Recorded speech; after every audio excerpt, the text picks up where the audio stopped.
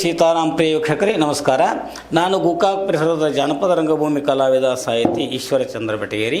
ನಾನು ಸಂಪಾದನೆ ಮಾಡಿರುವಂಥ ಈ ಗಂಗಾ ಪ್ರಹಸನ ಅರ್ಥಾತ್ ಸಂಗ್ಯಾಬಾಳ್ಯ ಅರ್ಥಾತ್ ಮಿತ್ರದ್ರೋಹಿ ಅನ್ನೋ ಈ ಸನ್ನಾಟವನ್ನು ನಮ್ಮ ವಾಹಿನಿ ಮುಖಾಂತರವಾಗಿ ನಾನು ಪ್ರಸಾರ ಮಾಡ್ತಾ ಬಂದಿದ್ದೀನಿ.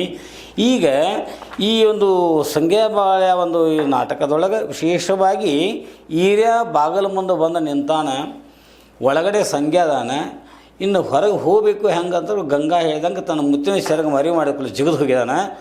ಕೆಳಗಡೆ ಪಟ್ಟಿಗೆ ಬಿದ್ದೈತಿ. ಪಟ್ಟಿಗೆ ಯಾರ್ದು ಒಂದು ಕೇಳಿಕೊಳ್ಳಿ ಬ್ಯಾಗೇರಿ ಅಣ್ಣ ಇದೆ. ಅವ ಸೋಮಾರಪೇಟೆ ಸಂಗ್ಯಾ ಅಂದ ಅವ್ನು ಬಿಡೋನು ಬೇಡ ಅಂದಾಗ ಹಂಗಾರೆ ಸಾವ್ಕಾರ ನಾಟ ಮನೆ ಕಡೆ ಹೋಗಿ ಬರ್ತಾನೆ ರೀ. ಏನೋ ಮಗನ ಹೋಗಲ್ಲ ಇಲ್ಲ ಸಾವ್ಕಾರ ನೋಡಿ ಭಾಳ ಸಾದಂಗೆ ಆಯ್ತು, ಒಟ್ಟು ಮನೆ ಕಡೆ ಹೋಗಿ ಬರ್ತೀನಿ, ಮತ್ತು ಒಂದು ಪಗಾರ ಕೊಡ್ರಿ. ಏನೋ ಬೇಗರಿ ಇನ್ನೆಲ್ಲಿದ ಪಗಾರೋ ಅಲ್ರಿ ಸಾವ್ಕಾರ, ನೀವು ಸಿಟ್ನಾಗ ಇದೀರಿ.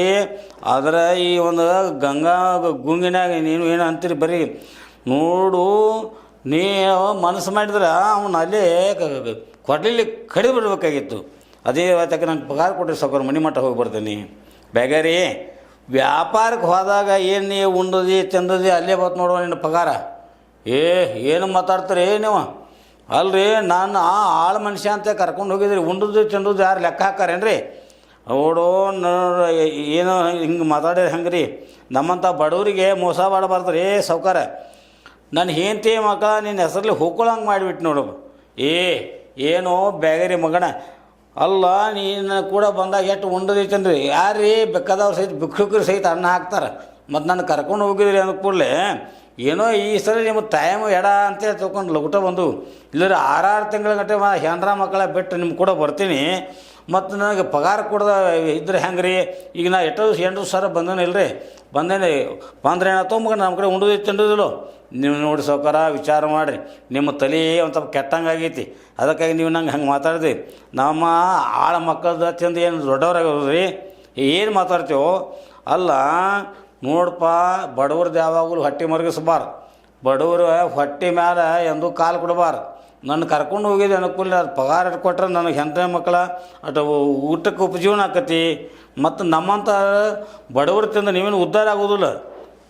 ಏನು ಮಾತಾಡ್ತೀವೋ ಮಗಣ, ನಂದು ನನಗೆ ಹತ್ತೈತಿ, ನಿಂದ ನನಗೆ ಹತ್ತೈತಿ ನೋಡ್ರಿ. ಅದೇನೇ ಇರವತ್ತಾಕ ನಿಮ್ಮ ಜೋಡಿ ನಂದು ನಮ್ಮ ಜೋಡಿ ನೀನಾಯ್ತು. ನಮಗೆ ಮುಂದಿಂದ ನಿಮ್ದು ಏನು ವಿಚಾರ ಮಾಡೋದು ಮಾಡ್ಯಾಕ್ರ, ಯಾಕಂದ್ರೆ ನಿಮ್ಗೆ ಅಂಥ ಮುರುದಾರ ಇರ್ಪಕ್ಷಿ ಬಸವಂತ ಅವರೆಲ್ಲ ವಿಚಾರ ಮಾಡಿ ನೀವೇನು ಮಾಡ್ಕೋದು ಮಾಡಿರಿ.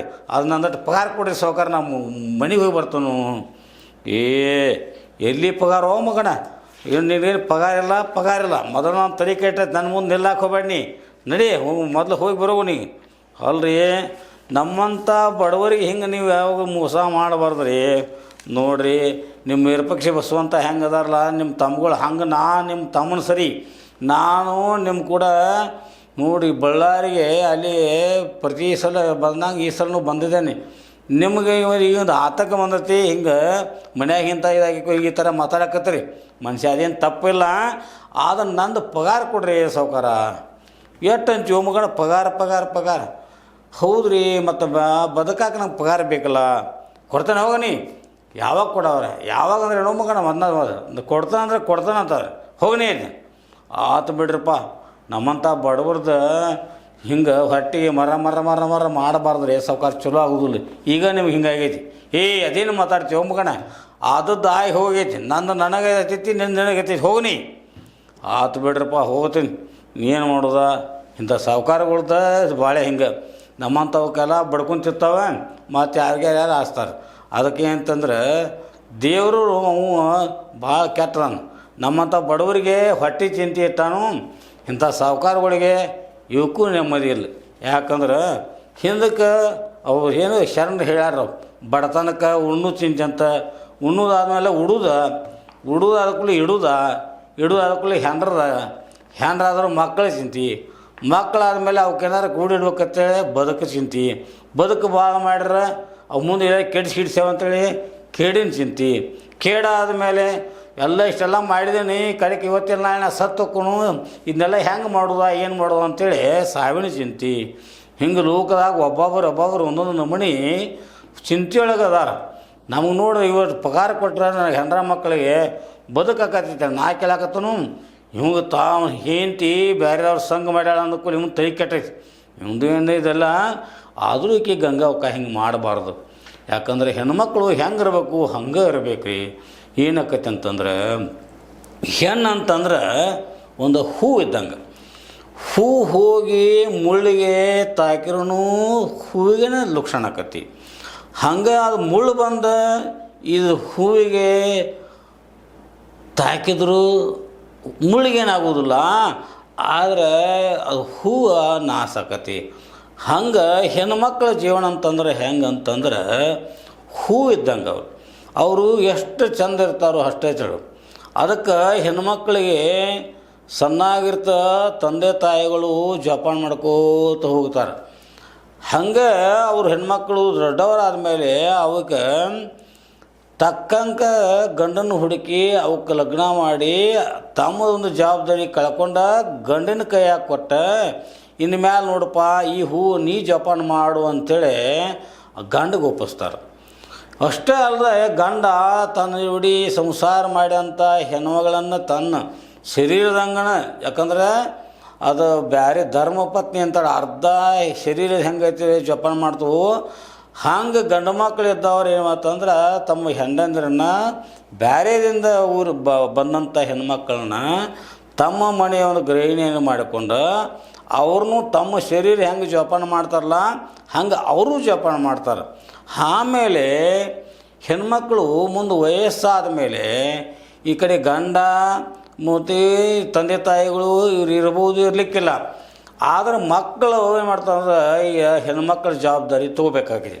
ಅವಳು ತಾಯಿನ ಇರಲಿ ಹೆಂಡತಿನ ಇರಲಿ ಯಾರೇ ಆಗಲಿ ಆ ಮಕ್ಕಳಾದಂಥವರು ತಂದೆ ತಾಯಿಗಳು ಮತ್ತು ಗಂಡ ಏನು ಮಾಡ್ತಿರ್ತಾನೆ ಅದನ್ನು ಕರ್ತವ್ಯವರ ತಂದೆ ತಾಯಿ ಹೆಂಗೆ ಸೇವಾ ಅಂತ ತಿಳ್ಕೊಂಡು ತಾಯಿ ಸೇವೆ ಮಾಡ್ಬೇಕಾಗತಿ.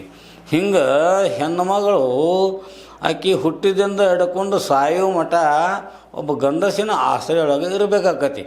ಹಂಗೆ ನಮ್ಮ ಗಂಗವ್ವಕ್ಕ ಬೈಲುವಾಡದಾಗ ಹುಟ್ಟಿದಕ್ಕೆ ಈ ಲಗಳಾರ ಮನೆಗೆ ಬಂದ ಕೂಡಲೇ ಈರಣ್ಣನ ಇವ ಆಕಿನ ಏನು ಬೇಕು ಅನ್ನೋದನ್ನು ವಿಚಾರ ಮಾಡಿ ಆಕೆ ಸಲುಬೇಕಾಗಿದೆ. ಯಾಕೆ ಹೆಣ್ಮಕ್ಕಳಿಗೆ ಉಣ್ಣಾಕ ತಿನ್ನಾಕ ಒಂದಿಟ ಕಡಿಮೆ ಆದರೂ ನಡೀತೈತಿ. ಆದರೆ ಇವು 6 ತಿಂಗಳ ಗಂಟಲೆ ಮುತ್ತರತ್ನ ವ್ಯಾಪಾರಕ್ಕಂತೇಳಿ ಹೋದ್ರೆ ಹೆಣ್ಮಕ್ಳ ಸ್ಥಿತಿ ಏನಾಗ್ಬೋದು? ಇವತ್ತು ನಾನು ಆಳ್ಮಗ ಬೇಗೇರಿ ಆದರೂ ಕೂಡ ನನಗೆ ಅನ್ನಿಸ್ತೈತಿ ಇವ ಹಿಂಗೆ ತಿರುಗುವುದನ್ನು ಕೂಡಲೇ ಹೆಣ್ಮಕ್ಕಳಿಗೆ ಉಣ್ಣೋದು ತಿನ್ನೋದಕ್ಕಿಂತ ಪುರುಷರ ಸಂಘ ಅನ್ನೋದು ಭಾಳ ಮುಖ್ಯ ಐತಿ.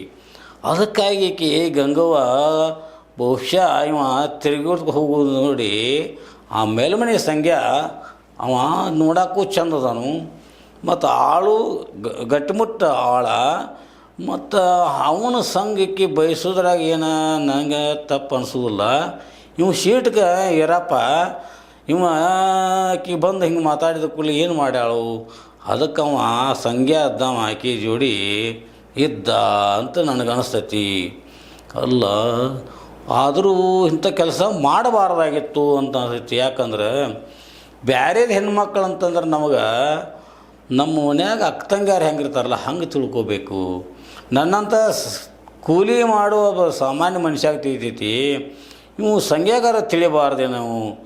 ಅದ್ರಾಗ ಈಗ ನಮ್ಮ ಗಂಗವ್ವಕ್ಕ ಈಕೆ ಆದರೂ ಎಷ್ಟೋ ತಿಳುವಳಿಕೆ ಇದ್ದಕ್ಕಿ, ಮತ್ತು ಆಕೆ ಅಂತ ಚಂದುಳ್ಳ ಹೆಣ್ಮಗಳನ್ನ ಎಲ್ಲೂ ನೋಡೇ ಇಲ್ಲ.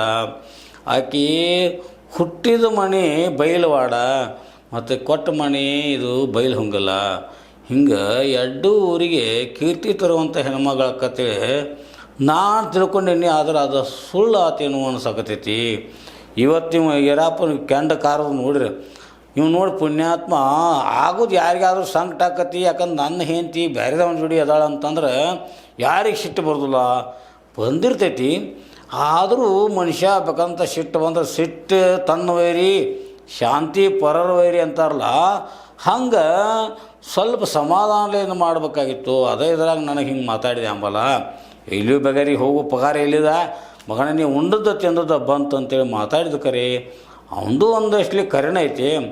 ಆದ್ರೆ ನಾವು ಬಡ ಮನುಷ್ಯ ಮತ್ತು ನಮ್ಗೆ ಪಗಾರ ಕೊಟ್ಟು ನಮ್ಮದು ಹೆಂಡ್ರ ಮಕ್ಕಳ ಉಪಜೀವನಕತ್ ನಾ ಕೇಳಿದ್ನಿ. ಆದರೂ ಹಿಂಗೆ ಮಾತಾಡಿದ. ಏನೇ ಆಗಲಿ ಇದೇನಾಯ್ತು ಅಂತೇಳಿ ನಾನು ಏನು ಬಸವನ ದೇವರಿಗೇ ಬೇಡ್ಕೋದು. ಎಲ್ಲರೂ ಚಲೋ ಇರಬೇಕು ಅನ್ನುವಂಥ ಆಸೆ ನಮ್ಮಂಥ ಆಳ ಮಕ್ಕಳದಿರ್ತೈತಿ. ಅಂಥದ್ರಾಗ ಇದು ಹಿಂಗಾತ್ಲ ಅಂಥೇಳಿ ನನಗೂ ಏನು ತಿಳಿದಂಗೆ ಆಗೈತಿ. ಇಂಥ ಸಂದರ್ಭದೊಳಗೆ ನಮ್ಮಂಥವ್ರಿಗೆ ಯಾಕೆ ಬಿಡಿ ಅಂತಂತೂ ಬಿಡಾಕೋ ಬರೋಂಗಿಲ್ಲ. ಯಾಕೆ ನೆರೆಮನೆ ಬೆಂಕಿ ಇವತ್ತು ಏನಾಕತ್ತೆ ಅಂದ್ರೆ ಅದು ನಮ್ಮ ಮನೆಗೂ ಬರ್ಬೋದಲ್ಲ.